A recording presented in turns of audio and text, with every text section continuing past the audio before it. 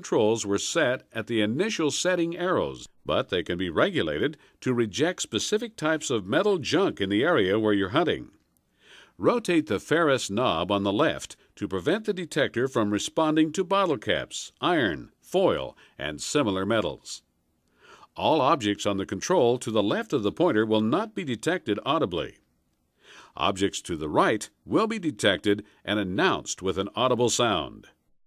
Rotate the knob on the right to reject audible responses to aluminum pull tabs, screw tops, and other objects of non-ferrous metal. Once again, all objects to the right of the pointer will be announced with an audible sound. Remember that you'll get a meter indication on all targets, even those that you've eliminated with these discrimination controls. Also on the side panel of your detector will be found these summary reminders on the use of each touchpad, and this jack in which you can plug in your headphones after you remove this plug. Always leave the plug in place when headphones for some reason are not being used. It is important to remember that Mr. Garrett and his engineers recommend that you always hunt wearing headphones. When wearing headphones, you may have to lower your sound level since sound is more audible through headphones.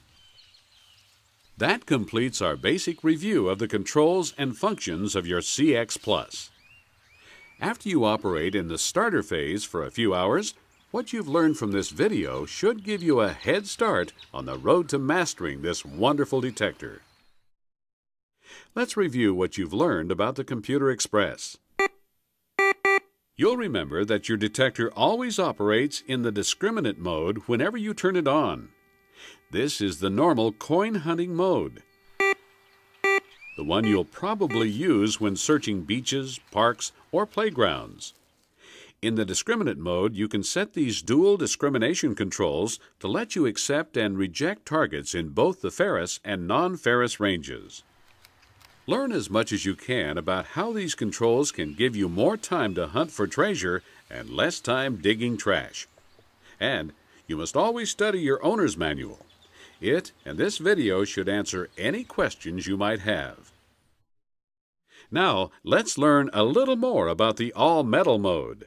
You activate it anytime you press and release this touchpad. You'll want to hunt in the all-metal mode to get the greatest depth, such as when searching for big caches or deep relics. Remember, though, your detector will indicate every target in this mode. No discrimination is possible. Use of the meter will give some indication of what kind of metal has been detected and can help you eliminate needless digging. Remember that meter identification is precise only on coin-sized targets. It is less reliable on large and deep targets. You'll also use the all-metal mode for electronic prospecting. While searching for gold or other precious metals, you may find yourself working over highly mineralized ground.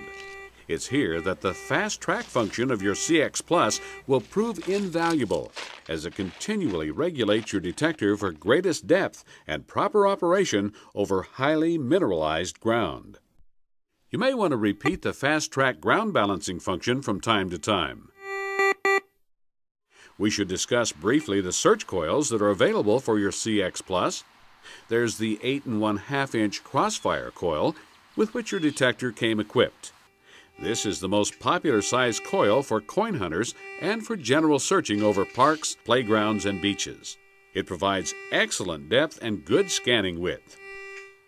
But there's a smaller coil that many coin hunters find especially valuable. We call it the Super Sniper. It's used for tight places where a larger coil won't fit, or for areas with large amounts of metal trash. Remember that your CX Plus reports to you on all metal targets beneath its search coil. Since this coil is smaller, it detects fewer targets at a time. The Super Sniper is also widely used by electronic prospectors for finding tiny nuggets. There's a larger Crossfire coil as well, with a diameter of 12 1/2 inches. It is used for those large and deep targets you normally encounter in cache and relic hunting. It will also detect coins and other small objects at generally greater depths than your 8-inch coil. Many coin hunters switch to this larger coil when they get a faint signal with a smaller coil.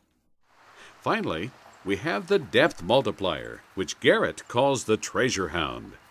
This is an attachment that multiplies the depth to which your CX Plus can detect objects that are larger than a fruit jar. Garrett's treasure hound is the easiest and simplest to use of all the 2-box coils, since you simply attach it to your regular detector and use the all-metal mode.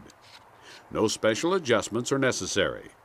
Just turn on the detector and begin searching deeper than you ever dreamed possible. If you're interested in finding large caches or deep relics, you really should consider this attachment. Of course, it's always important to search where you believe the treasure is located. This might be around the site of old homes and stores where you can find valuable old coins and relics. This video gives you a real head start on learning to use your new CX Plus properly. Watch it several times. Meanwhile, study your owner's manual, and you can also increase your skills by reading books such as Treasure Hunting for Fun and Profit, Successful Coin Hunting, Buried Treasures You Can Find, and other RAM books that you can purchase from Garrett. These books will give you some ideas about the places to search, as well as additional tips on how to use your CX Plus. But most important is the advice that all of us have heard since we were children. You know what it is. Practice, practice, practice.